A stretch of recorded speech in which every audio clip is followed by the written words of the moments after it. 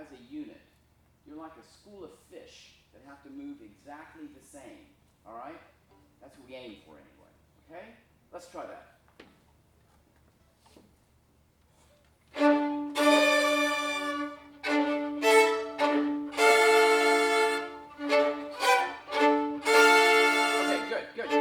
Good. That's much better. Can we just play the first bar over and over and over again? So memorize it. It's not difficult. And look up. So no one's looking at the music. You can look, or don't even look at your instrument. Okay? So everyone's looking up at each other, not at me. Okay? And you can see Alex peripherally. All right? So look up.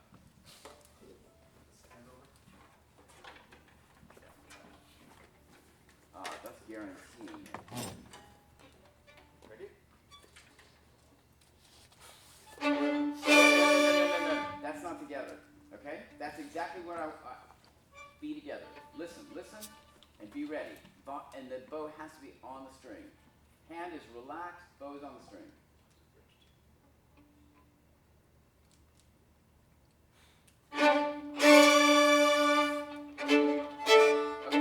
Don't go on. I know it's tempting. Just play the same bar. I'm making it easy, so it's very simple. It's like an exercise, not the piece. Okay?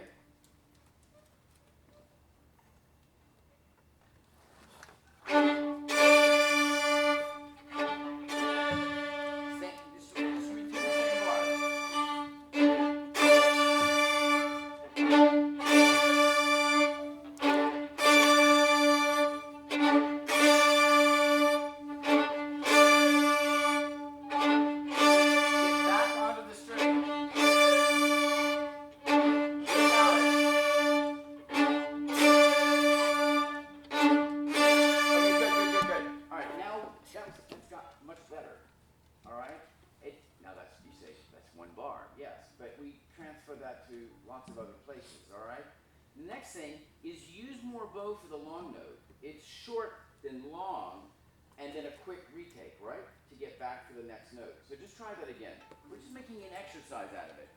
No music, just an exercise. Good sound. Some of you are still looking down. I don't know what you're looking at. So look up and see what someone else might be doing, and so that we can all be doing the same thing. So right at the frog, on the string. That bow has to be on the string.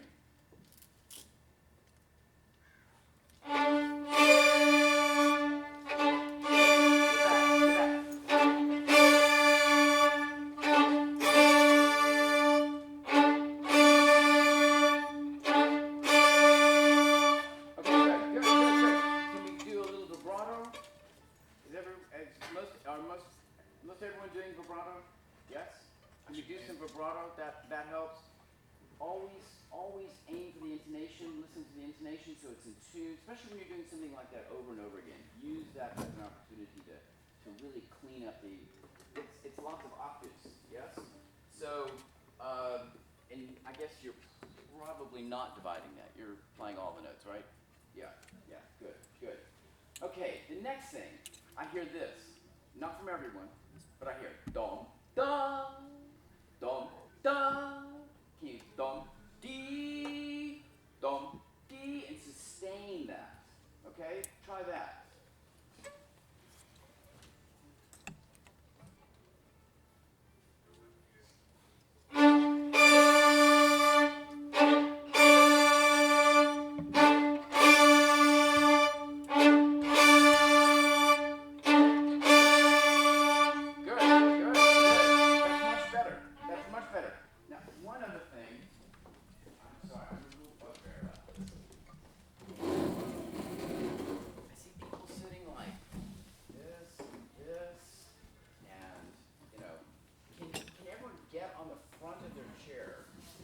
Now look, you're going to come to the orchestra and you're going to see people sitting back.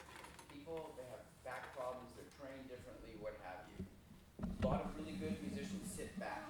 If you can sit back and not hit, I'm always hitting my left. Last night in performance, it was tight and I sat back and I hit the chair with my bow. All kinds of interesting things happen. sit forward so my legs are out of the way. That works for me. And it helps me sit up, I get more air, I'm not slouching, I'm less tired, I don't look like I'm bored. So if everyone would definitely not cross your legs, and you will see some of my colleagues that sit like that, they play fine that way. But you should be able to kind of stand up from your seat. That's kind of the goal. And I know it seems like a small thing, but when people see you and you look interested and excited, I mean, it's communicable, yes? Not, we've all seen this look, right? So just like, yeah, what are we gonna do? What are we gonna do? Yeah, just so that you're ready. You're also ready, okay? So that would make me happy if you would not cross your legs, okay? All right, so let's play some more of this. Let's try to incorporate those strokes into the piece as we go. So more sustaining. This is not a Baroque piece, is it? Ernest Bloch is not Baroque. So less decay, more sostenuto. All right, and let's just try that opening section again. So we'll start at rehearsal mark 1. Go ahead, everyone. Right at the frog, on the string.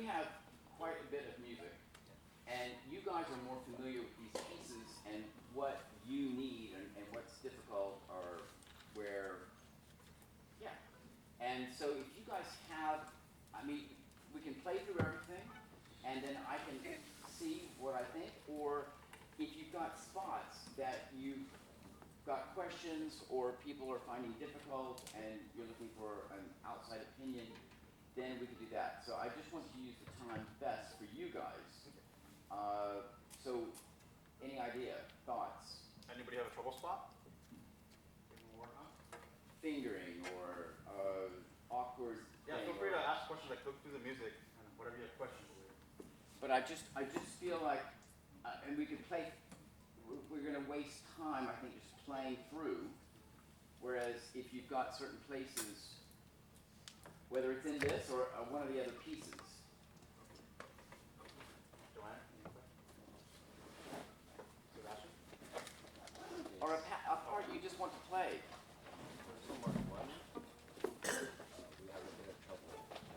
Yeah, understandably. All right. Should we go from 1? Yeah. Should we go from 1 slightly slower? Yeah. And I'm going to look over your shoulder. Don't, just so I can see what's happening. No. You say where you. Ready? Starting 1, 2, 1, 2, 3, and 4, and.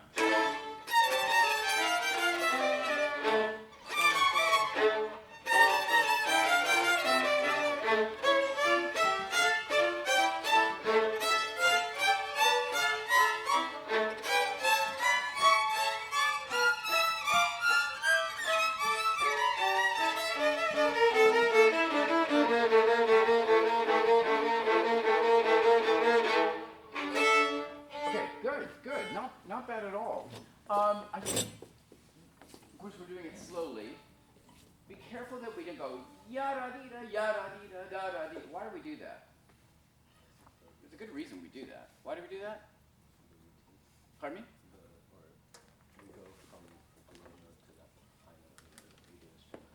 Yeah. There's that. There's the technical aspect of changing strings. Why else do we do that? When we're learning a piece, a group of us here, and we're going yada dee da dee da dee da dee da dee da. Why do we do that? Pardon me? To stay in tempo, yeah. Here's the B, here's the B, here's the B, right? It's like here's my metronome, be with me. Yeah, there's a good reason we do that. But we don't want to do that for the piece, right? You want ya-da-dee-da-dee-da-dee-da-dee-da-dee-da-dee-da, longer line. Because dee-da-dee-da-da-da-dee-da-da-da, sometimes the composer wants that, but they will mark an accent. Because normally we want longer lines. As you get older, you will always want longer lines. Okay? That's just the way it works. When you're young, you have, the teacher talks about phrasing, the phrases are fairly short. The older you get, the more you're looking to make a longer line. 4-bar phrase, 8-bar phrase, 16-bar phrase, okay? They just get longer. 32-bar phrase, whole page phrase, okay? So does that make sense? So let's try to take that out. I know you're just learning this piece, but let's try to take that out. So we have dee-da-dee-da-dee-da-dee-da, very even, da-da-dee-da, but with more line, all right? That's good though. And those accents, I see some people trying to do some of that, right at the frog. I think for that kind of, I think I would do that more on. When you see notes with accents like that, and you're trying to make them short, we often think, especially early on, that when something is short, that we have to take the bow off the string. Does that make sense? You see short note, you see a dot, you say, oh, short, short, short note. So I have to go, and my bow has to come off the string. That's not really true.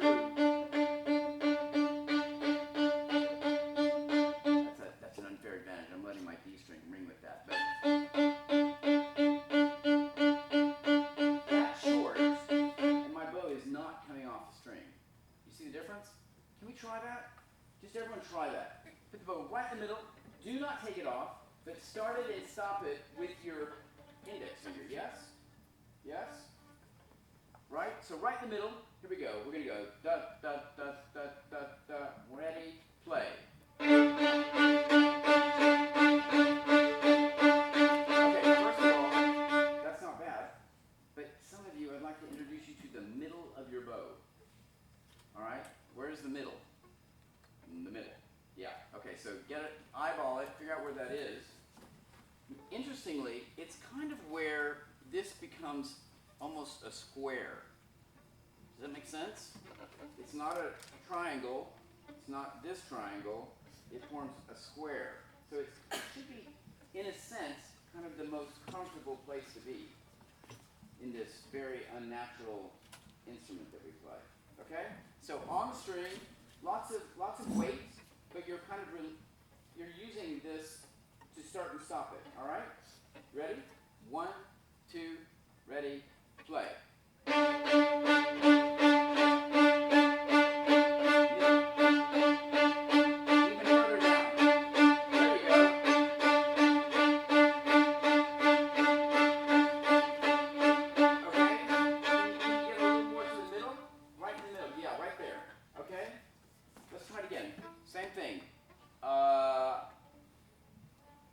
Yeah, I don't care whether you play a stop D or an open D. All right, let's try it again. Ready, play.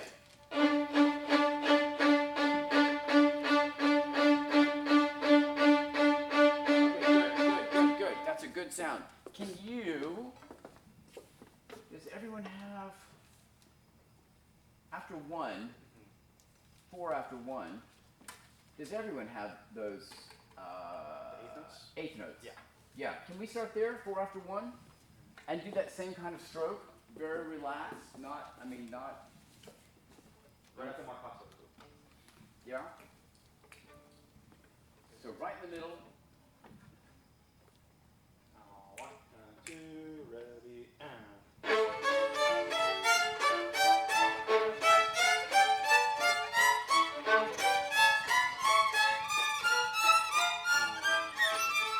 Okay, can we do it slower? Does everyone know where we are? Yeah, 4 after 1? I see some people go right after the frog.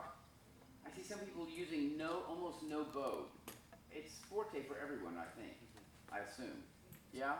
So a little more, make a mistake. We're amongst friends. This is a rehearsal situation. Go for it. See what if you can change so that we're all doing the same thing. Okay? So if we're trying to be in the middle of the bow, let's try to be in the middle of the bow. It's much easier to think about it now than in the performance. So you've got to train yourself to know where you are.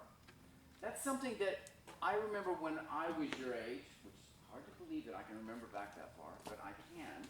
And I remember I didn't really think about the phrase, where I am in the bow.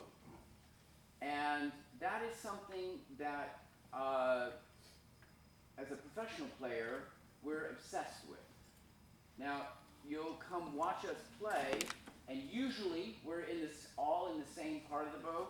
Sometimes we are not in the same part of the bow. Usually, it's a decision that we've decided you will play here, you will play there, but there are things about our individual playing that doesn't work well for us all to be in the exact same part of the bow at the same time. Our concertmaster plays a lot of off-the-string things up here that many of us just have never trained to do that, and it's awkward. So we will do it further down. So you see that kind of thing, you think, oh, they're not in the same part of the bow. But we've actually thought about that. Does that make sense? But we are obsessed with it. Like, where are you doing that? Where are you doing that? Oh, I'm doing it here. Oh, you're here. It's endless conversation. I know that sounds like the most dull thing in the world, but it makes a difference because, as I said, it's like a school of fish. You see those enormous schools of fish, and they just suddenly, they all just turn, they all move. And it's not like, oh, sorry, Bob, I just ran into you. They just all do it. And that's what playing in a section is like. We are not a principal horn player. We are not a principal flute player. We are a group. And it's the sound of the group that is what makes the string sound. If you have a trumpet play an A, or any note, and you have two trumpets play that same note in tune, it sounds like one trumpet. If you have 4 or 5 trumpets play that same note perfectly in tune, what does it sound like? One trumpet.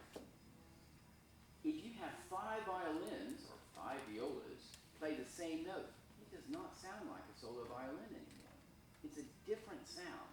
And that's the sound that we're trying to create. So we don't all have the same ability. That's okay. But we can still strive to do things the same way. All right? And the best way to do that is not, well, this is how I do it, and that's how he does it. But to have that conversation. And if you have lots of rehearsal time, that's a great opportunity to have those conversations and to look up. Look up. It's so easy to play the same piece over and over and over again and just keep your head buried in the music. Look up and see what people are doing, because that's how you learn maybe a better way, maybe a worse way. Maybe you see someone in front of you doing it in a really awkward place. I mean, I will go up to our leader and not believe you play that out there. Well, yeah. But I just, it's not going to sound good when I do it. So a lot of us don't do it. So, but that's a rarity, okay? So up bows don't always start at the tip, down bows don't always start at the frog, do they? You remember when you realized that? Because when you were this tall, up bow meant starting here, didn't it? Always, always. And down bow always meant starting here. And you remember that kind of moment when you realize, oh, it's a direction, it's not where the bow starts. And you look back on that and you think, oh my God, what was I thinking? What age was I? And so my point is, you're constantly trying to think to the next level. And the next level is everyone playing the same way. Go on YouTube, because it's free, look at a professional orchestra, and see how they look. When the bow goes the wrong direction, everyone goes, whoa! It sticks out like a sore thumb, visually, right? You don't really hear that. Stokowski used to, for the Philadelphia Orchestra, his thing was no bow direction, free bowing. Free bowing. You ever heard that phrase? Free bowing means do your own thing. A lot of times, like in Mahler, there'll be a long note, so long that you're supposed to just change bows as much as you want. And but Stokowski believed that this whole thing about up bow and down bow is all ridiculous. So let's just have free bowing. And unfortunately, I've never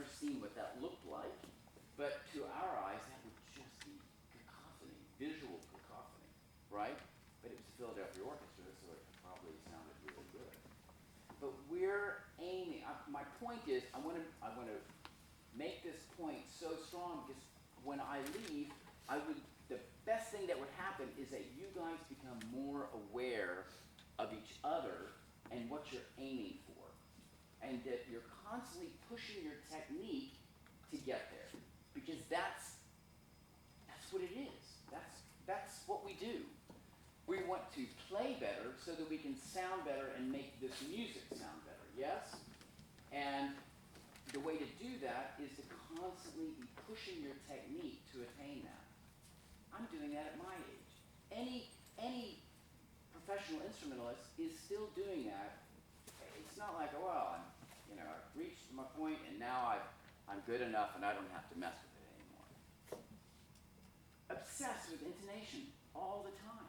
All the time. It's just like the ball and chain that you drag around with you. And the person playing the piano, they get to call the tuner in. We don't get to do that. We are the tuner. It is our responsibility.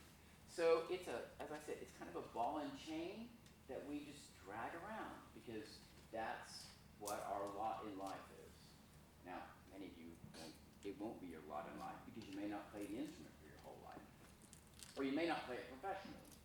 But it's part of playing these instruments. You have to deal with the intonation all the time. All the time. And it's not always perfectly in tune. Sometimes you're adjusting to a wind solo that is slightly flat, but you've got to go with the wind solo because they can't hear us, so you've got to go with them. So we're constantly adjusting. Bill Linzer, he used to be principal viola of the New York Philharmonic, and he said that every day, this is the New York Philharmonic, principal player, every day he would go home after rehearsal and practice for 2 hours to get his intonation back after playing in the orchestra. Just think about that.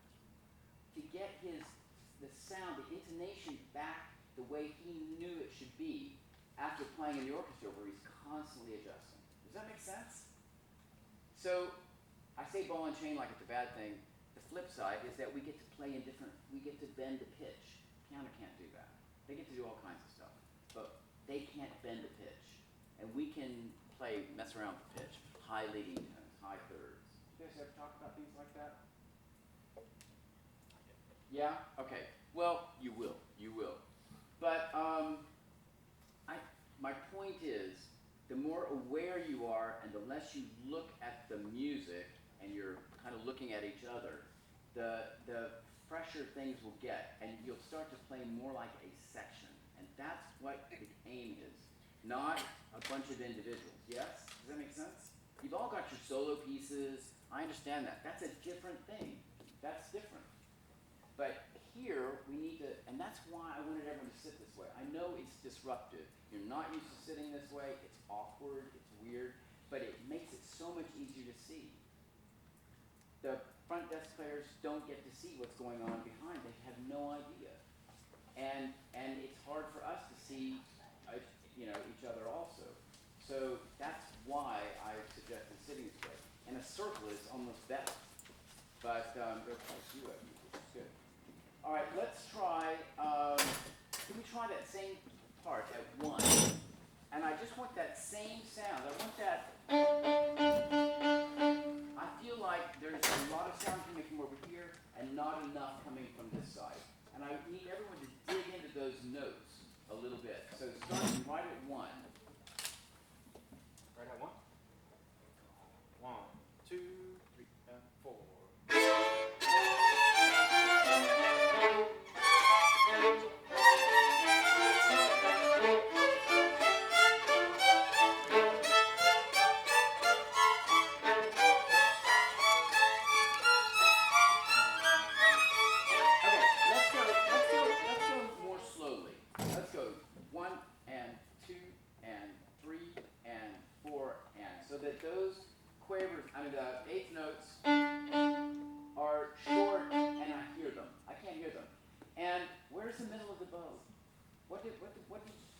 Look, when I'm gone, you say, no, we're not going to do this. We're going to do it broad, okay? And I understand that because you want to take it off because you think they're short.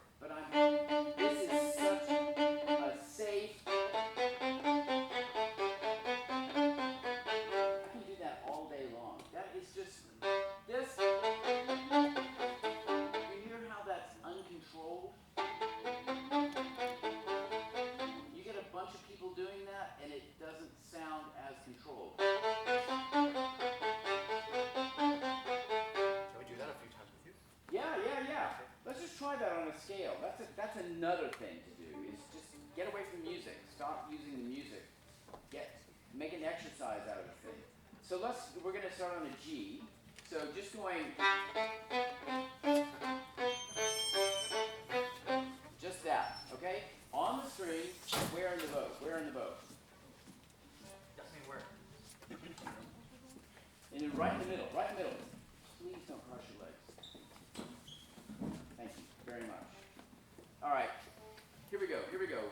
Da, ba, ba, ba, ba. Ready, 1, 2, ready, play.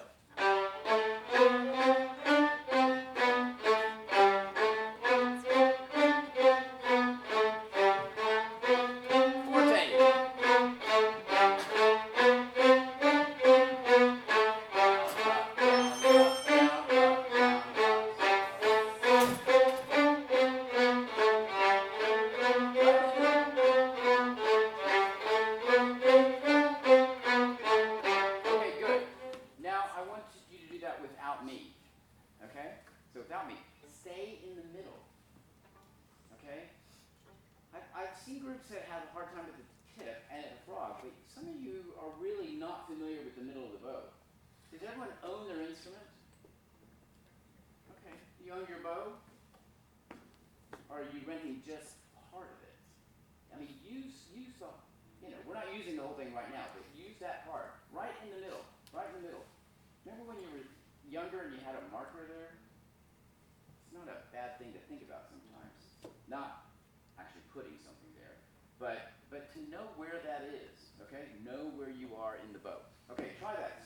Try that again with that scale. Don't bump. Ready. Ready. Play. Listen, listen.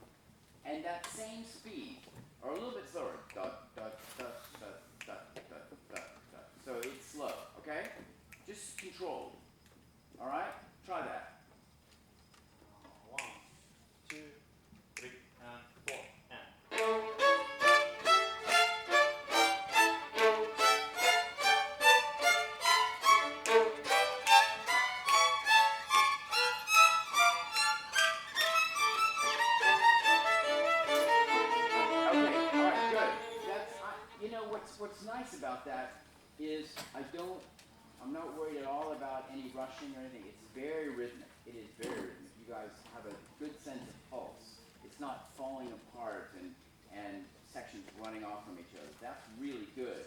And the sound is nice. The sound is also very nice. Some people are not convinced by that stroke, and I understand that. It's maybe a lot to take in, but just something to think about, okay? You may decide that is not where you want to do that. Once the piece gets into tempo, and you may decide that doesn't work. And it's not going to work necessarily for every time you see an eighth note in this piece. But it's a good way of controlling that stroke so that everyone's playing the same way. Does that make sense? Trust me, I didn't mean to give the impression earlier that it's about how it looks.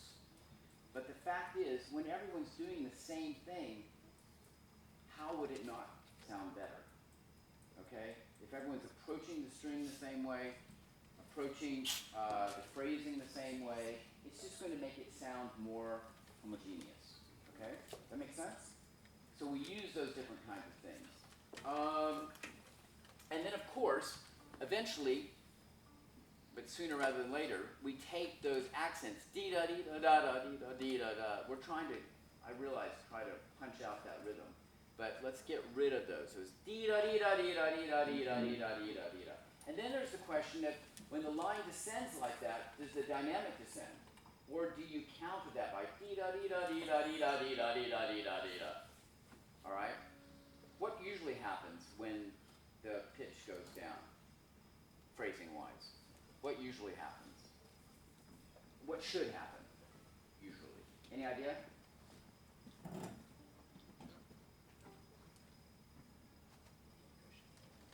Pardon me? Lower the volume. Yeah.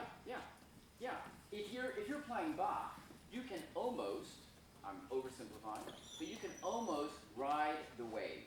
That's a perfect thing to say to Californians, isn't it? Ride the wave. I lived in Hawaii for a year, so I feel like I kind of understand a little bit. But riding the wave, if the notes go up, it gets louder. And when the notes go down, it gets softer. And that seems awfully simplistic, but that's what a lot of phrasing in that time was like. So ride that wave. And that's true of music after Bach also. That's a bit simplistic, not always the case, and often a composer will write something in if it's not that. Does that make sense? So if it does go da-da-dee-da-da-da-da-da-da-da-da-da-da as it goes lower, the composer will often write crescendo there so that you don't taper off. These are the things. I'm a professional violinist, okay? I get paid to think about it. Yeah. You're not getting paid to think about it. But the sooner you think about these things, the better this group will be. And the better you will play. I trust me, I've been there, okay? I've got loads of experience, many years of experience of this kind of thing, and as soon as you start, the faster, and it improves your technique. And that's what we do. How many of you take private lessons? Raise your hands higher. Is it, like, raise your hand, just a bow sticking out. Okay, so not everyone, has everyone had private lessons at some point? Okay, yeah. So, but even if you're not taking private lessons, I mean, we want to improve, yes? We want to improve. We want to improve so that our group sounds better. So you're going to do a concert, and no one wants that to not be, fantastic. So my point is, just keep your heads up and keep an eye out. Another thing is, don't have your music stands too high, so that you can see each other. So the impetus is to look up. So down low is it's a happy medium because you want to be able to see the music and see the conductor over the stand, but at the same time, you don't want to be down too low doing this. That's another thing. Keep your instrument up. It seems like such an obvious thing, but don't play this way. Keep your instrument up. That instrument, the scroll should be about your nose level. And why is that? What is something that the cellos and the basses have to deal with that we don't have to deal with? Pardon me? Your shoulder rest, yes, that's true. But in having an instrument at this angle, what do they have to counteract all the time? Gravity. All right?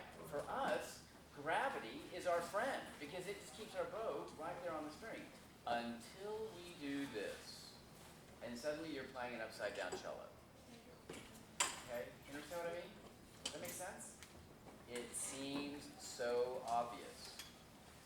But it's part of that sitting on the chair forward, being proactive, ready for whatever happens, a tempo change, a mistake somewhere, adapting, you're ready. So keeping that violin up, so that you're not having to constantly pull it back up. Because what happens to the sound when we go down this way? It's quieter. What are the three things that affect our sound? If you really break it down to the most basic thing, what are the three things that make our sound? Weight, contact, and speed. Did everyone hear those? Yes? First one is weight. And I love the fact you say weight, not pressure. Pressure, kind of a negative connotation. Pressure. Weight. Like arm weight. I'll never forget the first time I saw Midori play. She played Ernst Concerto. She was like age 8. And tiny arms. Huge sound. Huge. enormous sound. You guys all know Midori because she's out here, isn't she? So, enormous sound. She was like this tall. And I heard she was going to be good. She walked out, and I just could not believe the amount of sound. And that's when I realized, oh, it doesn't matter how big your arms are. It's all about proportion. So weight. What was the next one? Contact point. What does that mean?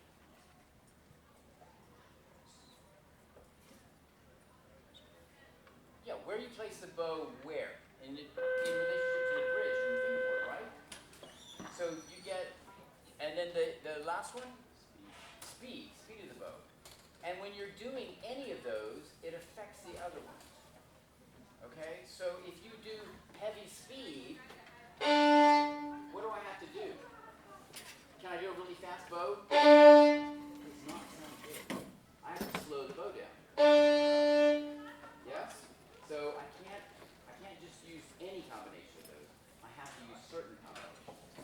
How about if I'm going to play really softly? If I'm going to play really softly, I can't use a lot of weight because that is an unacceptable sound, right? We've all had that where it bottoms out. You know, you might not know this term, but flooding. The car has got too much fuel in it because the cars don't really run anymore. But if you put too much fuel, the car is flooded and it won't run. So you have to take some of the fuel out. All right? So those are the three things, and we have to think about this. And you can actually do exercises.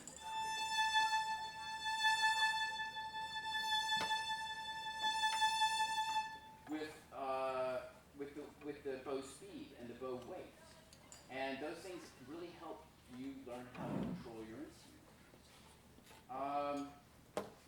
Let's do, what is there something else in this that? What would you say is like the ensembles? I think timing-wise, like if there's more dense rhythms, we tend to get up real quick. All right. Do you have a tip as to? It's funny, I said as you get older, phrases get longer. The younger you are, the more likely you are to rush, and the older you are, the more likely you are to slow down. So you have, in youth orchestras, people rush, and in professional orchestras, people are constantly slowing down. It's the weirdest thing. I love to think well, it's because when you're young, you're in a hurry, and when you're older, you're trying to take more time. And I don't think it probably has anything to do with anything that quite erudite, but it does seem to work that way. So rushing leads to one to do things like yada dee da yada dee da da da da. Here is the beat I'm trying to show you, and you have the conductor up here, and he's trying to go and trying to give you an idea that things are out of control. But that's where the looking up and listening is, we get the sense that we have a conductor up here, all we have to do is look. But we have to listen. We have to constantly be adapting to what's going on. Constantly listening to ourselves and how we fit into the group and what the group's doing. It's a lot. When you think about what you are trying to do all at the same time, it's a lot. It's a lot different than playing at home by yourself. It's a lot different, where you're just concentrating on you. Okay? Let's try one of those dense passages.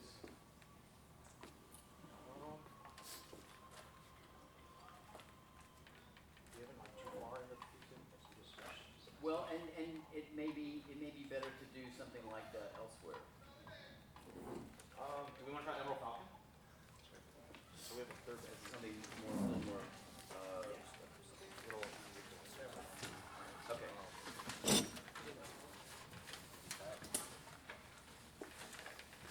And then, would you want to work with those solos? Maybe if you're going to play a solo there? Yeah, sure. Okay. Sure. So we can split it as well. Okay. Yeah. Kaden, do you want to play a solo, or do you guys want to do your chamber piece? The Beethoven? The Beethoven? Yeah, do you guys want to work on that as well? Yeah. Maybe. It's either yes or no. Yeah. Okay. Alright, let's try Emerald Falcon from the beginning, maybe? Everyone with that?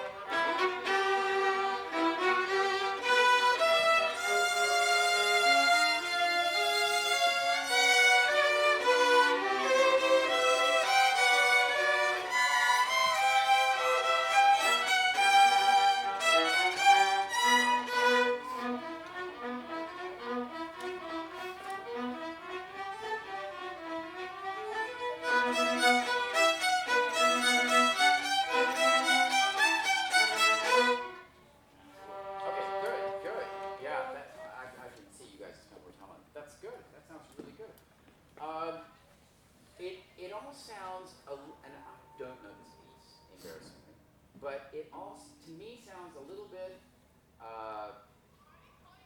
mezzo piano. Now, I don't know what you have. Yeah, it just sounds a little mezzo piano. I'm not feeling moved by the intensity. And I'm sure it's not intense all the time, but that kind of figure, dum, dum. I think that should be more, I should be more moved by that. I love, you're right there in the middle, and it's exactly what we were talking about. It's just that same stroke, but faster. You're not trying to make them short, but it's the same stroke. We're just taking the stopping out of it, yes? But it's perfectly in the middle. It's really good. Can we do it again and just pay more attention to the dynamics? Yeah? And also I like the fact that you're not constantly coming off the string. Look, there are good reasons to come off the string at times. But it's not a save-all. And there are a lot of short notes in this, and you're often very close to the string. That's good. Because where do we make the sound? When the bow's on the string, right? So you take it off and you got to get it back on. You take it off, you got to get it back on. And we create more problems by trying to come off all the time. We think that's showy. It's not. Look at the great violinist. Watch Itzhak Perlman playing. The bow rarely comes off the string. It sounds like it's off the string, but it rarely comes all the way off the string. Okay? Can we try it again? And just be more aware of the dynamics. And when it's forte, does it ever go to fortissimo? Yeah? Yeah? Grade that. How many dynamics do we have? I mean, in general, not just this piece. We really have, it's really forte, mezzo piano, and piano. That's really it. Okay? Now, then there's fortissimo, and that's just all the way. But really, it's those four. Forte is loud. That's loud. The early composers never wrote more than forte. Does that mean that they didn't want it really loud? No. So grade your dynamics. So you've got like an idea of where piano is, and it changes for composers, and it changes for a group. Okay? Some orchestras play really softly when it's pianissimo. Some don't. Okay? So think about those things also. So it's all, and as we know, we don't all have the same dynamics at the same time. That's also very important. That's where it sounds to me a little bit mezzo piano in general. Okay, enough talking. Can you guys do that? Really go for the dynamics.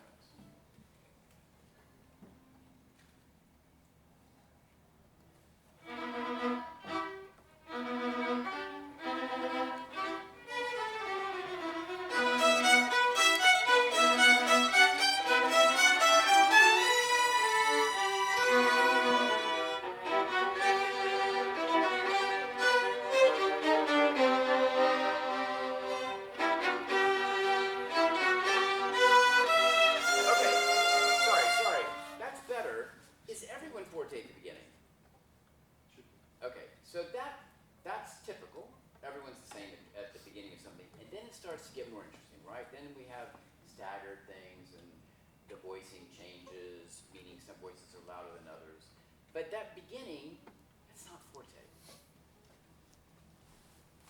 That's just not,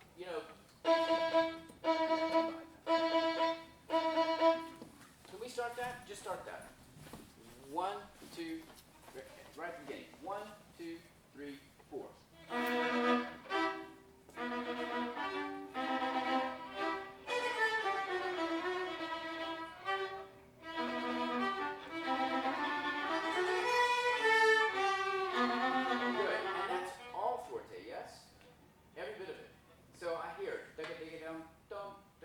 And then it starts to get syncopated, it gets quieter. Don't get quieter. All right, I'll conduct. Here we go. 1, 2, 3, 4. Okay, let's do that rhythm slowly. That last note on the 4th beat, right? Let's just do the first bar. 1, 2, 3. All right, wait for that. 1. All right, so first 2 bars. Let's do first 2 bars. 1, 2, 3. Wait for that. Wait for that. Yes. 1, 2, 3. Yes, you're early.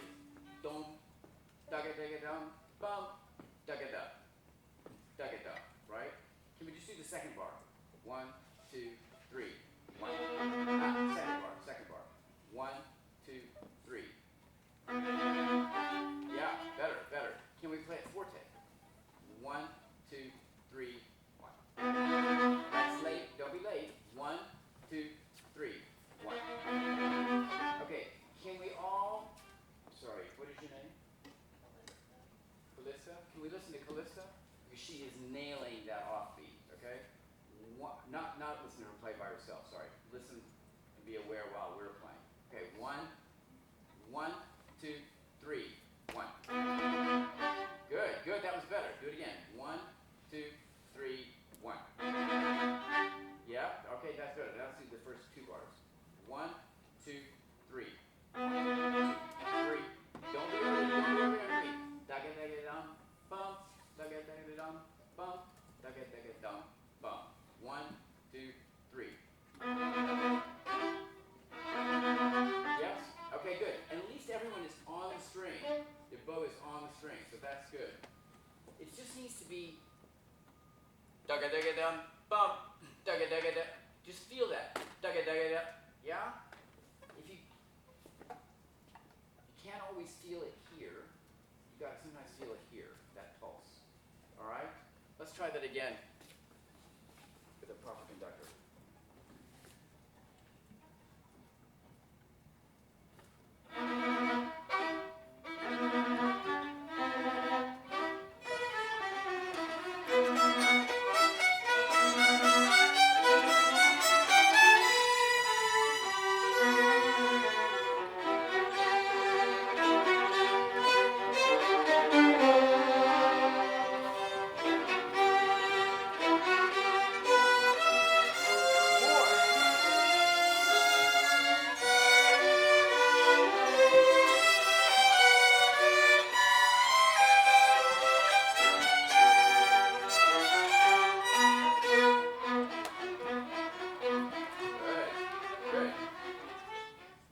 Sorry. I didn't mean to stop. I was just screaming at you while you're playing, which is horribly rude. That sounds much better. The thing is, everyone at the concert doesn't have one of these. Okay?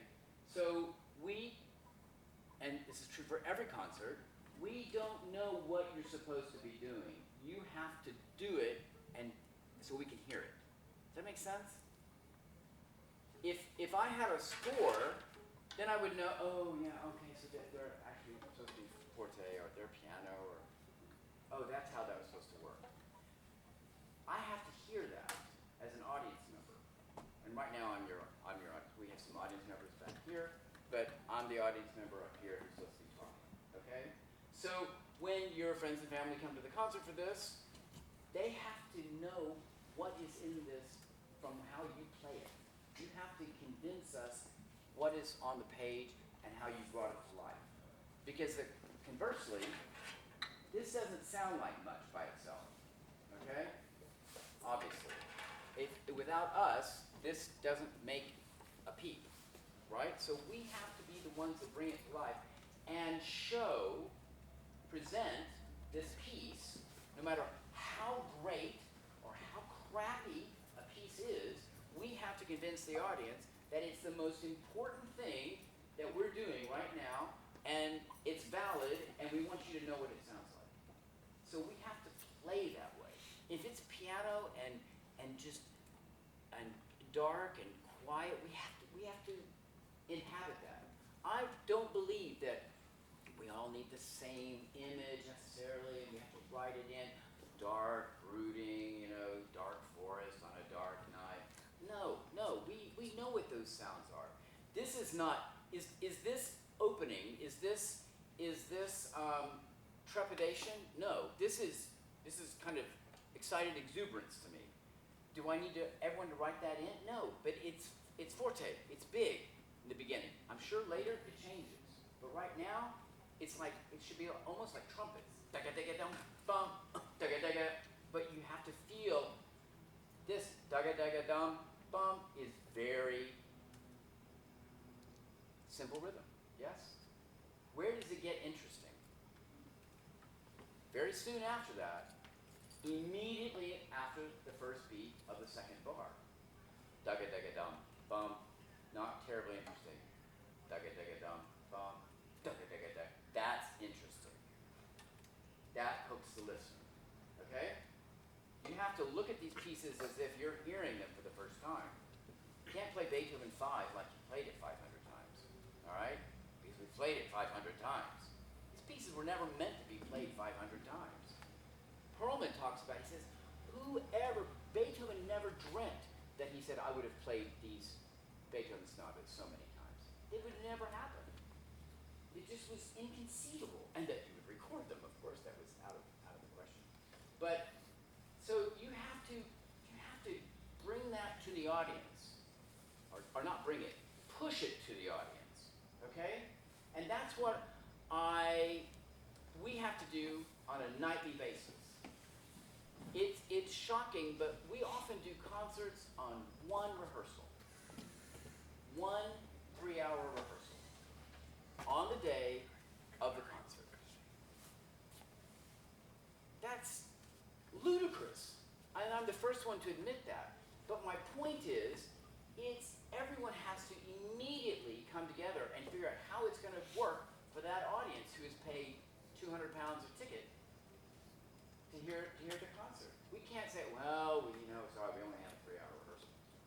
And audience members come back after, amazing concert. How long have you been rehearsing that? And I'm reluctant to say, well, we spent 3 hours on that today. Because it sounds like we don't value our audience. But in the UK, that's how it's often done. And people are fast sight readers. I mean, they are on it. They study sight reading from when they begin. They have graded exams and they study sight reading. It's an integral part of the learning process. And so my point is, the concert's in 3 months, a month and a half, we're just kind of, not plenty of time, we'll figure this out. No, figure it out, make it better. Just keep pushing to make it better. Think about maybe the concert's tonight, even if it's not. So that you're on that edge of what can I do to make this better? How can we make this better? Who's gonna lead that? Who am I gonna look at to figure out where that happens? Who am I gonna listen to? Who knows what's going on there and who doesn't? Who am I not going to follow? Who am I going to follow? Who's in the right part of the boat? Who's not? It sounds obsessive, okay? Because it is. But, and it's not a professional orchestra. You guys aren't getting paid to do this. You've got exams coming up. I know you're completely distracted by exams coming up. I get that. But these are the things that when you're in this room, spend the time and the energy thinking about. So you're constantly improving it and improving yourself, improving your own technique. Look at that. Dugga-dugga-dum, bump. So you may have had difficulty doing that stroke I was talking about in the middle. But this stroke is the same thing. It's just more connected, all right, without the stopping. So finding those similarities and working on them. And on one hand, I'm making it sound like, oh my gosh, it's so much work. That's too much. But it's a gradual thing. And I'm giving you loads of information because I would love for you guys to start thinking about those things. And some of you probably already do, but you're not sure your neighbor's thinking about them, so it's not happening. But if everyone's thinking about those things, it won't take so long to learn about these pieces. And the fact that it could take that long to learn it means if it gets better sooner, that by the time it does get to the concert day, the performance will be better. Okay? I'm not expecting you guys to do a concert on 1 3-hour rehearsal. But conversely, when the audience member says, how long have you been rehearsing that? The actual answer is, all my life. Because we've been training and working toward this kind of goal all the years that we've been playing together. So it's not just on the day. yes, we got that music on the day, but the skills that we've been working on for many, many, many years. Okay? Longer than most of you, been a lot. Okay? But does that make sense? Does any of that, do you have questions about any of that? Or questions, I mean, if I'm saying something that sounds completely foreign, also, obviously I'm not English. I'm Amarillo, Texas.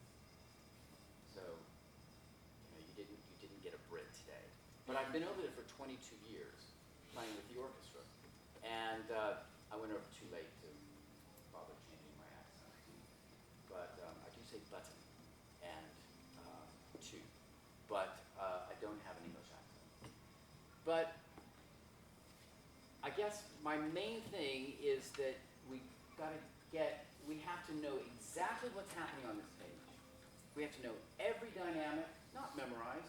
We have to know everything that's on the page, but we have to get off the page. Because the page, as I said, it doesn't make any sound. It's only this group that makes the sound. And it has to go to the audience. And it's easy, because I've been there. You've got week after week after week of rehearsal. It's easy to forget that it's all about these people that are going to be out here. Yeah, it's for us. And let's not negate that. We love playing.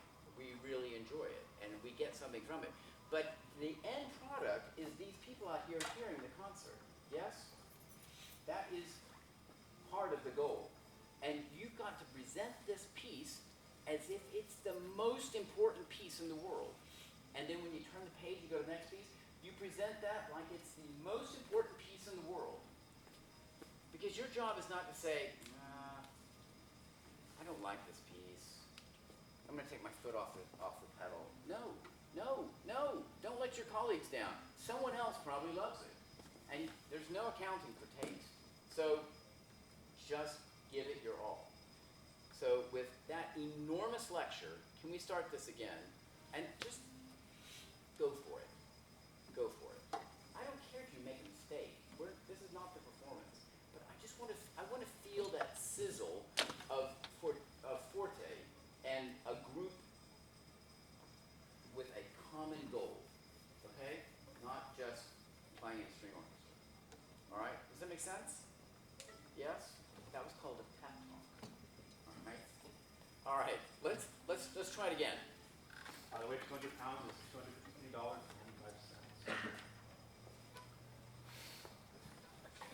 Right from the beginning.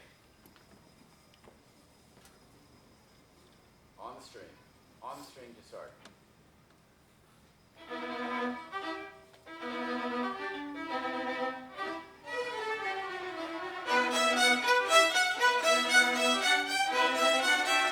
Don't rush.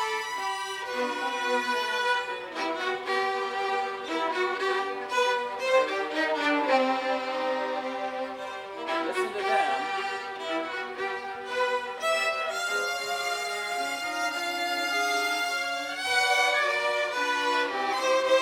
More bow.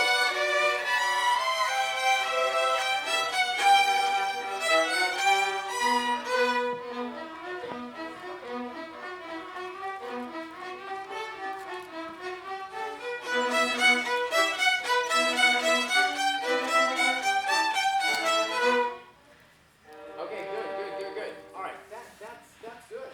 It's such a nice sound, and it's so rhythmic. You guys don't rush. Okay, you've got a sense of the tempo you want to have, and you're too far away because of the way I set you up. But key in. They've already set that up. Too late, not for you to change. If the conductor's upset, he will have shifted it by that point. Okay? Don't think he's relying on you to fix that. Okay? But they set it up. It could still be bigger from everyone, in my opinion. Then it gets legato, right? Suddenly we go from da da da da da da da da da da da da. It's not about always using the whole bow, but use more to get more sound. Okay? Open that up. Again, I say you own the bow, use the whole thing. All right? If you own only half of it, that's an unusual payment. still use the whole thing, all right? Where is that legato section? 32? No? Oh, 18. That will work. Can we do 18? All right? So dee da da ya da dee da dee da. One, ready, and.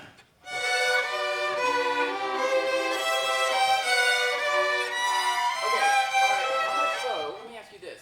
How much bow are you going to use for that?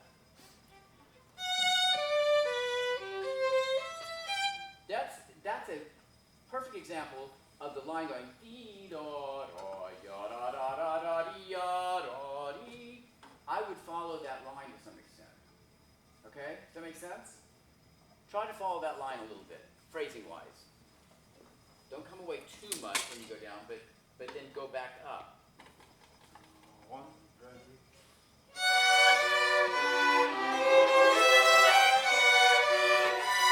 Good. That was good. Good. Do that again. Very connected. Dee da da ya da da da da dee ya da yum. That's the biggest note, highest note, loudest note. Yeah, the B. Yeah, can we do it again? That was good. Start. Where are you going to start? You going to start in the middle? No.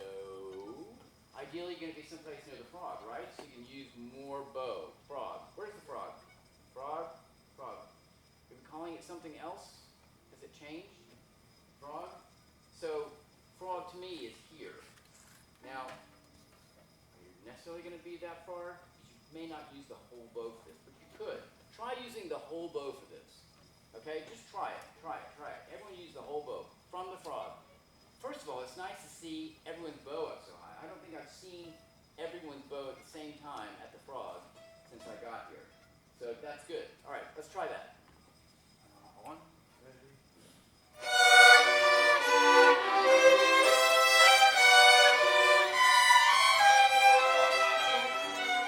Okay, good. All right, so does it feel like that's too much bow to use, a whole bow for that? Yeah, so don't. All right, but now we know. So start maybe carve something nice, big chunk out of the middle. And you're going to use the same amount of bow for all of those. All right? So and keep it really into the string. Dee da dum. Now, we don't have a rhythmic figure at this point, do we? I mean, we don't have someone going chugga chugga chug chug chugga chugga chug underneath us, right? So we need to listen to make sure it's absolutely together. Don't just be with the conductor, be with the group. Trust me, the audience isn't watching the conductor. I mean, after they decide, oh, isn't he energetic? Oh, he's so energetic, okay? Or she's so energetic. Then after that, they're listening, okay? And it has to sound good. No one says, oh, they're not with the conductor. It's like it's fallen apart. That's what they hear, okay? So we are a group playing, and it has to sound right, no matter what's going on up here, okay? With all due respect. All right, so if we don't understand what's happened, which we will because we rehearsed it so much, but if we don't, this has to sound good. It has to stay together. This is the playing organism. Does that make sense? So that's what I mean by you can't come in, I'm using it as an example, it's not a big deal, I'm not trying to make more of it, but you can't come in faster because that throws the organism off.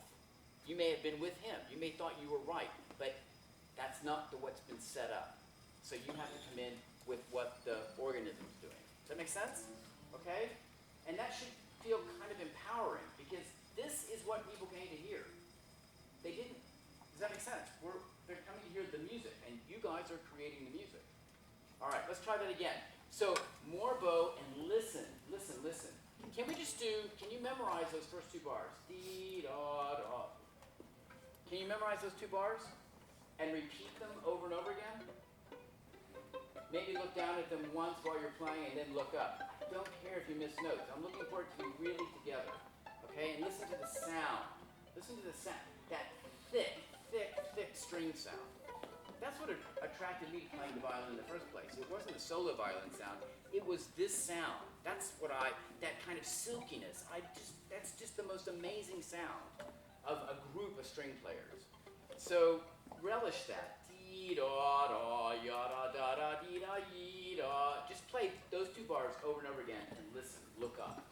All right. If you wouldn't mind, okay. One, ready. And repeat it. No. Just those two bars. Repeating Just the those two two bars and just keep repeating them. Why do I suggest that? Why do I suggest repeating the same two bars? Because they sound so bad? No, it's so that you don't have to look down. So that you will look up. All right? And just listen to what it sounds like. We often get so bogged down in what we see, we turn this off. These, we have two of them. Okay? Try that. Try it again. 1, 2.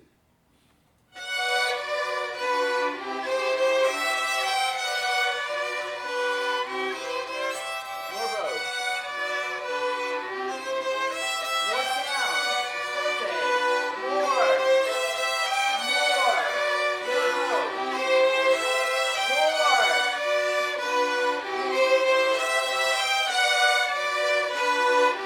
Okay, all right, good. Swivel it back around, and then use that same sound. That actually got quite full, all right? And there are some people who are not playing very loudly, but the idea is eventually you'll feel more comfortable, you'll think about these things, you'll use a little bit more bow. I am not an advocate of using the whole bow all the time. That is not true. You need to know how much you need to get the sounds you want, okay? It's not just tip to frog, tip to frog, tip to frog. That's absurd. That's absolutely absurd. You remember when you're starting and you learn.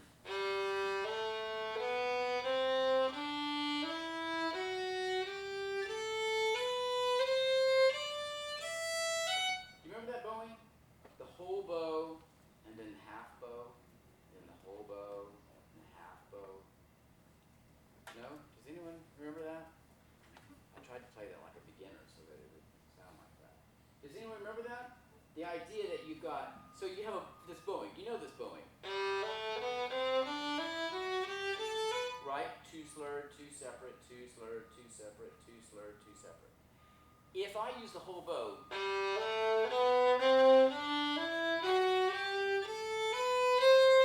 what happens? If I use the whole bow on every one of those strokes, what happens? Anyone? Huh? Is that controlled? It's not controlled, but what ends up happening on those two separate notes? Someone said. It becomes longer. It becomes louder. Or in that case, it becomes kind of skatey sounding. So you change the sound. You get this sound, and then you get. And what you want is.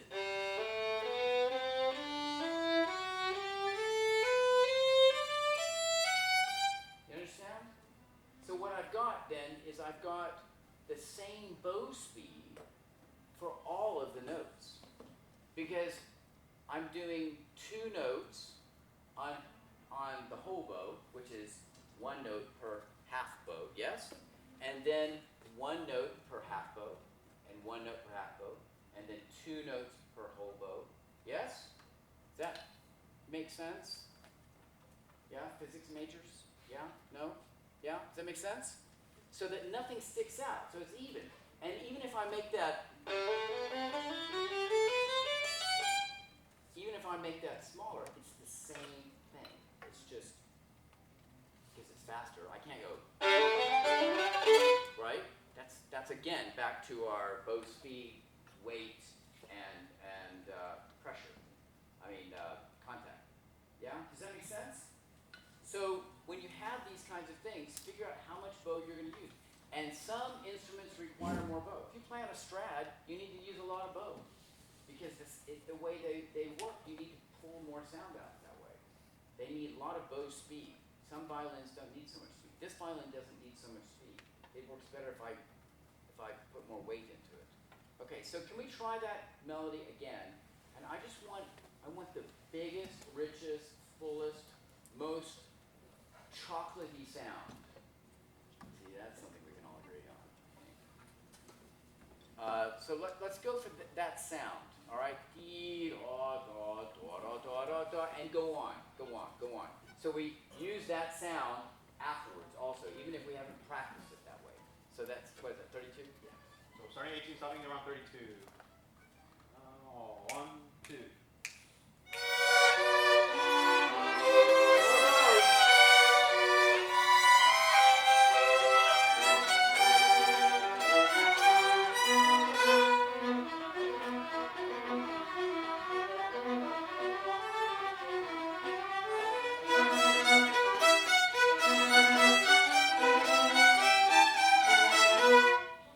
Okay, good, good, good.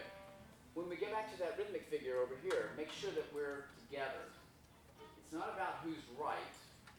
I have a sense, but it's not about that. It's about being together, okay? That's the kind of thing that when it's not together, stop and say, let's fix that. Let's fix that. So that it always ends up coming back to that rhythmic impulse. All right? And the next, what is the other piece? It's a more slower piece. All right. And have you guys worked on that quite a bit? We just read through it. Just read through it. I'm just gonna it's 11:10, so I'm thinking at like maybe 11:25, 11:30, we pack up cleanup and then get everyone back in here for the Q&A. Yeah. Okay, good. Do you want to play some of this? Yeah. Okay. Between your room.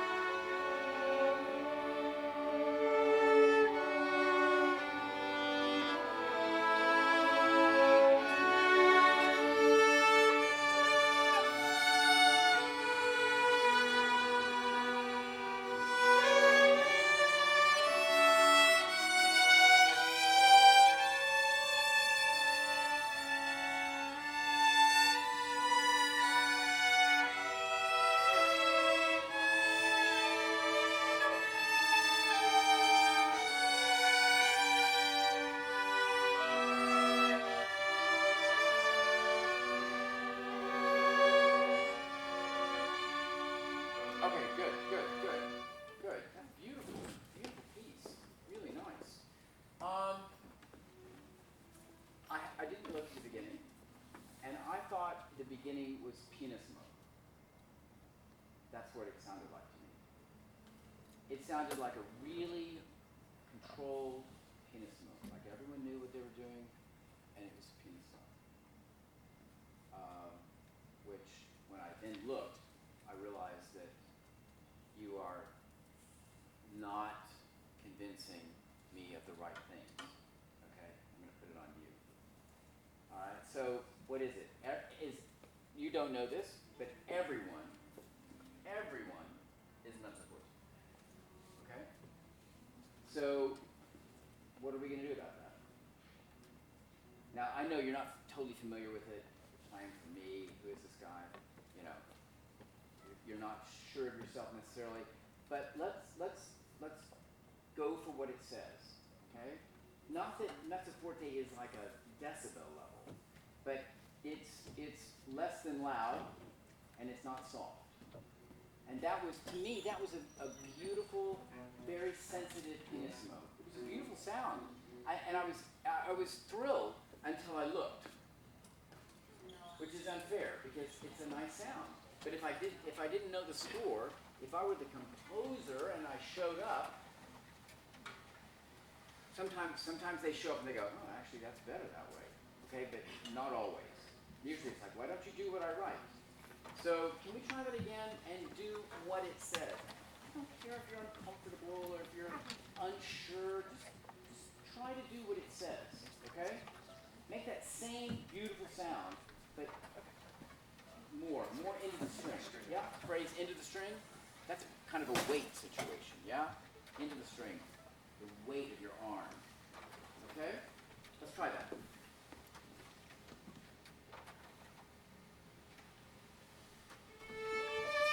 Okay, to me, it sounds like you're not sure where you're starting. That's what it sounds like. And that can happen because you're not sure where you're starting. Okay? That's fine. But commit. And don't play the first note. Are those slurred? You're doing slurred. Da, yi, da, yeah? And you're in fourth position there, aren't you? Yeah. Look. Avoid open strings. Avoid open strings. And avoid open strings. Now, in order, avoid the open G. Can't. Open C. Cannot. Avoid open D. Yeah, to some extent. A. Yeah. E. Almost always. Almost always. And never start a piece. What is going on? With an open string. Okay? I'm sorry to call you out on that, but do not start that way. Because you don't have any control over it. You can't do anything to warm it with your left hand if you're going to start with an open string there. Unless the composer's written it, and even then you might second guess it, okay? So warm that up. Yeah? You're the only thing happening. First of all. Okay, from the beginning of that. Sorry. Good. It still doesn't sound mezzo forte. But can you start right at the tip? So you've got plenty of, so you've got 3 notes. Then you've got 4 notes. So at the very least, start up in the upper third. So you've got 3 notes and then 4 notes. Okay? And everyone knows they've got 3 8th notes pick up into the downbeat, yes? So play with them. Not with him, with them. That sounds wrong, I know, especially with him in the room listening. But him, meaning conductor, it doesn't matter if you're with him. It matters that you're with them, and they're playing the melody. Okay? Does that make sense? You understand what I mean by that? I'm not undermining the conductor. I'm saying that it has to go with the melody. Okay? In fact, don't conduct. Okay? So they're going to set the tempo.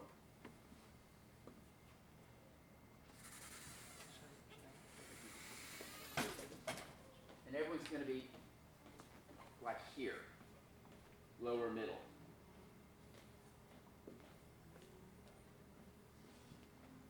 Are you? You're at the front. Oh, yeah. Sorry. Go ahead.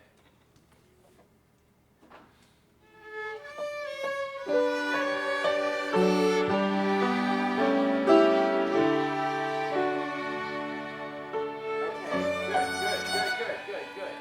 Second violins, where are the seconds? All right, so can you help lead coming in there? Yeah? Are you the principal second? First chair second? They're in class. Is it this person? Okay, don't follow this person. All right, they're in class. You're principal second. No. All right. Most tone. All right, let's do it again. Same thing, just for a few bars. But mezzo forte, vibrato, good contact with the string.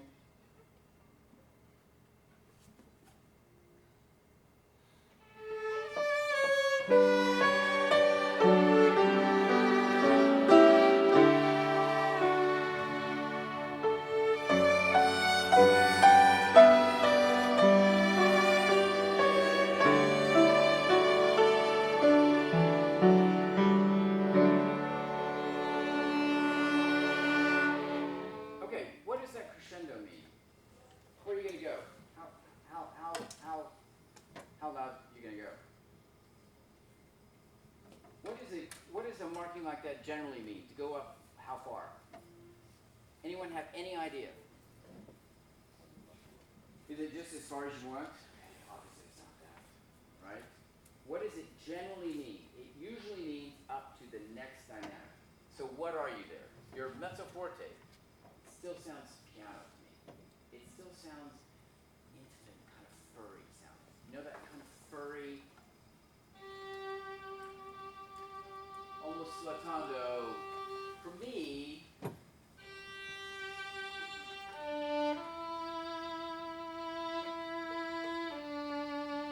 that's mezzo forte.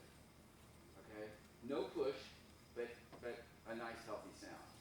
As if I'm singing some nice lullaby or something. Okay? So I could still use more sound from everyone. A little more vibrato would help. Are you guys playing that in third position? First position? Okay. Are you playing open D? Yeah. See? Not good. Now, the problem is if you go to third, you've got a string crossing. So ideally, you're in fourth also. Would be a really nice choice. And because you've got loads of, when's the concert? Our first performance, February 29th. Loads of time. So think ahead. Think about what fingerings would I like to be able to play. Get away from the open strings.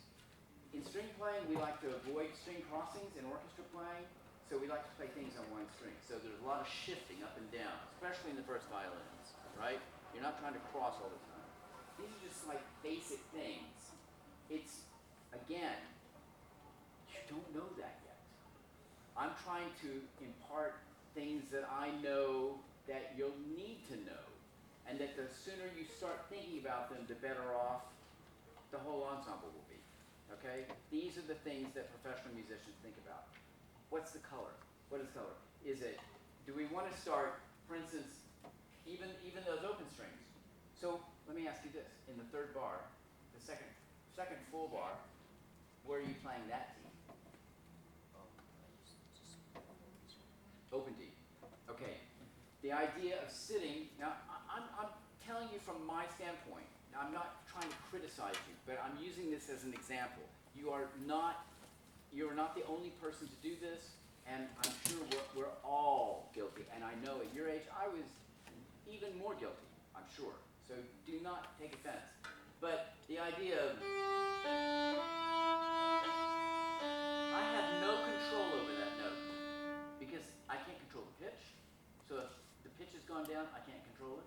I can't control the vibrato. I can't control the color, because that open string goes, ya, ya. You hear that. So multiply that by a section, and you get that kind of sound. Now, is it easier? Yeah, it's a lot easier. It's a lot easier. But your concert's not tonight. So, and we know I was talking about how we do some things on the day, There will be fingerings that I will go, oh God, I wish I had more time, because a good fingering would be X, Y, and Z, but I'm not going to be able to play that tonight. I'm going to have to opt for a slightly easier option.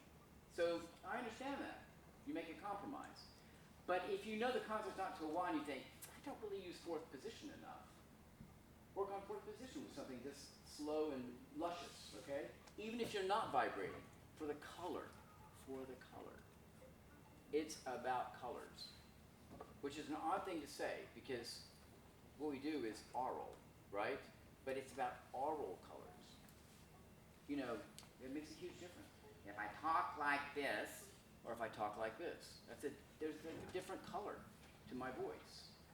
So these things come into our playing. We're constantly playing with color. I hate to say it, because color, you know what I mean, but we think of color visually.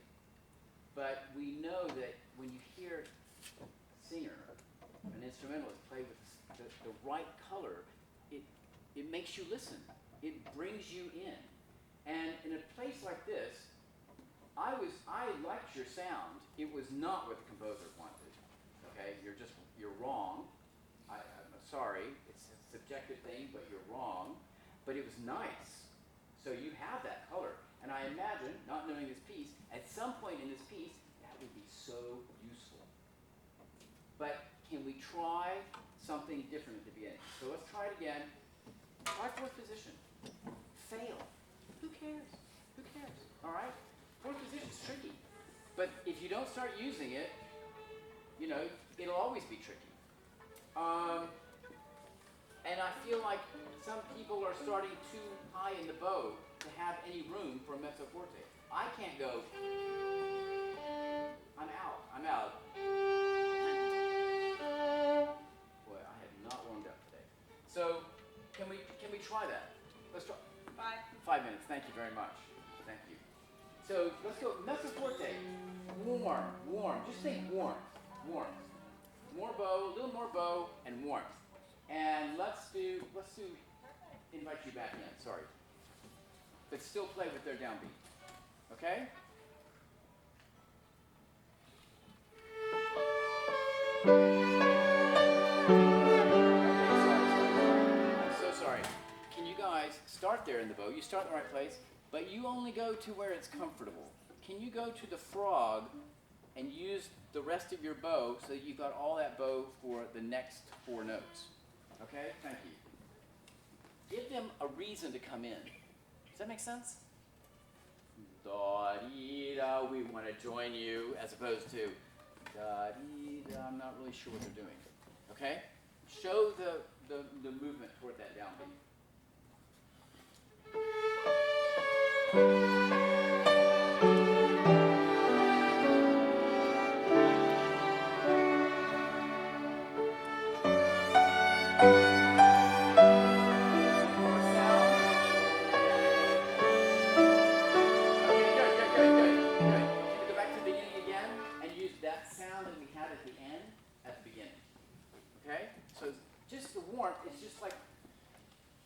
Up a level, but warm, beautiful. It's such sensitive playing. It sounds so beautiful.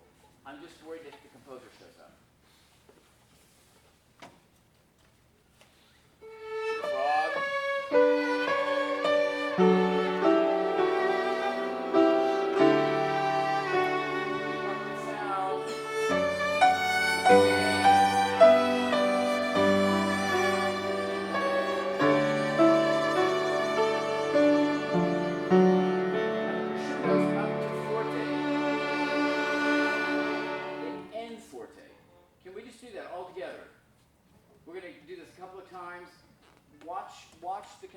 Because you're going to judge it by that. Do not play open D. I don't care if you don't vibrate, but play that on the G string. No open Ds. Okay? So can we just start that? That's going to be starting right at the tip. You've got to be right at the tip. And it's not 1, 2, 3, 4th beat. It's not even. Why is it not even? Why are you not going to use a quarter of the bow, a quarter of the bow, a quarter of the bow, and a quarter of the bow for each quarter? Why not? Come on. Yes? Thank you! You all know that, right? You're going to slow the bow down.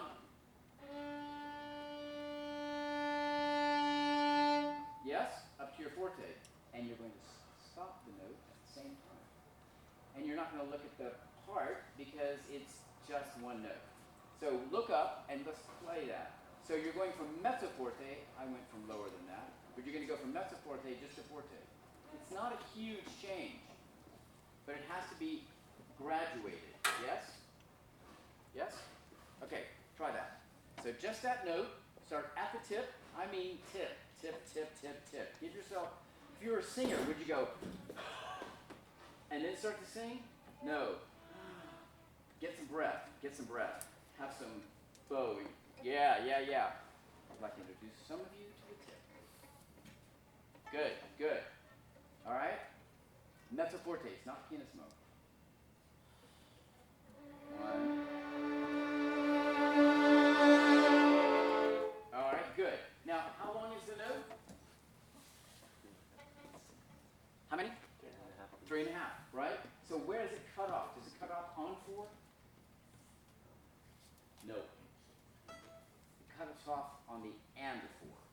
You understand what I mean? You have to play through the and before. So it's 1 and 2 and 3 and 4 and. Yeah? That makes sense? So, being a good orchestral musician, I am constantly subdividing in my head because I'm not using the quarter note. I'm thinking eighth notes. Okay? 1 and I encourage everyone to do that. 1 and 2 and 3 and 4 off. Yeah? If it helps to say off on the part where you take it off, say off. Okay? It works very well. Try that.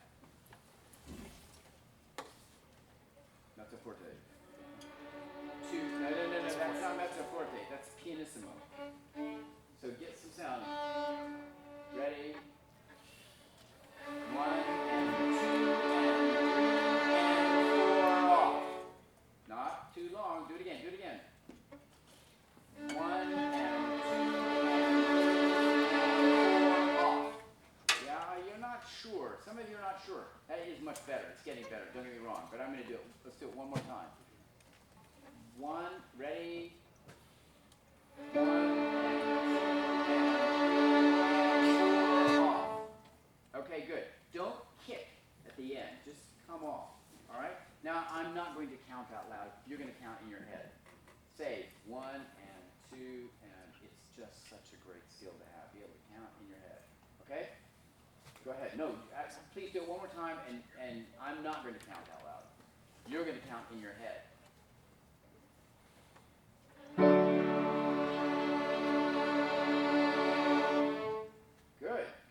Good. That's much better. All right? Do you hear that? I know it sounds like, oh my God, the details. So many details. But there are a lot of details. And everyone brings their own ability and skill to it. And so it's constantly, we're working with those things, trying to tackle the details. Because God is in the details. Music is full of details. Look at that page. And come look at the score sometime. Find out what everyone else is doing. Find out, is everyone starting mezzo forte? Should this be louder? Ask. Raise your hand and say, is everyone mezzo? Find out. If you don't know, if you don't have the score, ask. Because quite frankly, someone else is going to need that information too. So find out. Don't just, concerts, end of February, we've got loads of time. I want you to, every day that you're together, think about me doing a concert or not me, just me, but the orchestra doing a concert on a 3-hour rehearsal. Now, we're not going to do that on some piece no one's ever played before. Okay? So, repertoire we've played before, or at least people know. So I don't want to give the wrong impression. But I was describing someone the other night. The orchestra was asked to do Mahler by a choir. Choir hired the orchestra to play in the Royal Albert Hall, which seats 6,000 people. Gorgeous concert hall. Mahler 8th Symphony. It's with huge choir, children's chorus, soloist, vocal soloist. It's about, I want to say it's an hour and a half long. And they wanted us to do it on 1 4-hour rehearsal that afternoon. And the orchestra said, no, we need more time than that. But that's what they were trying to do. 1 4-hour rehearsal for an incredibly difficult, intricate piece that is not performed very often because it's so expensive to get so many people together for one. It's called Symphony of 1,000. There are not 1,000 people. But it means there are a lot of people. So, my point is, think of your deadline as sooner than it actually is, so that you're constantly trying to make things better. Yes? Yeah, any questions? If not, let's put away our instruments and let's set up some chairs. And let's set up more chairs than we need because everyone's coming back into this room. And then for music theory, folks, thank you today.